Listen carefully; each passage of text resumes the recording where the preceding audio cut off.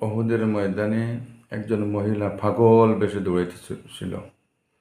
অহুদের ময়দানে একজন মহিলা দৌড়াইতেছিল।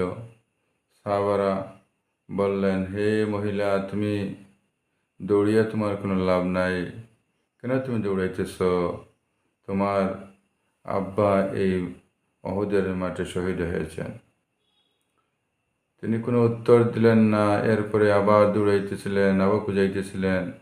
তখন আরেক গুরু মানুষে বলল, হে মহিলা, কেন তুমি দৌড়াইতেছ? তোমার স্বামী ওহুদ মাঠে এসেছিল, সে তো শহীদ হয়ে গেছে।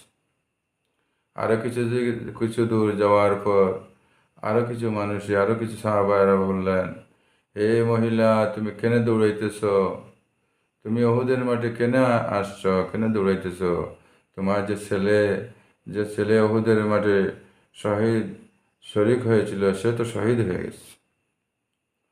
তখন মহিলা বলল, হে সাহাবারা, আমার আমার আব্বা মারা শহীদ হয়ে গেছে, সেটা তো আমার কোনো দুঃখ নাই।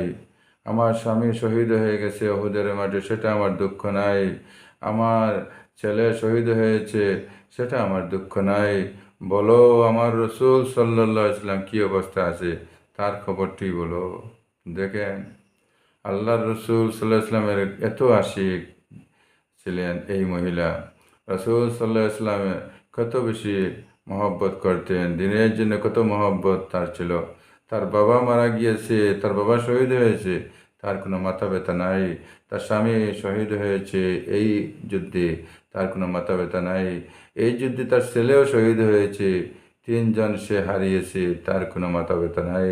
সে শুনেছে রসুল সাল্লাল্লাহু আলাইহি ওয়াসাল্লাম শহীদ হয়েছে, তার জন্য সে দেওয়ানা হয়ে এই উহুদের মাঠে আসছে। রসুল আছে কি না? হে সাহাবারা, বলো, আমার রসুল আছে কি না? তারা বলল, রসুল সাল্লাল্লাহু আলাইহি ওয়াসাল্লাম এখনো আছেন।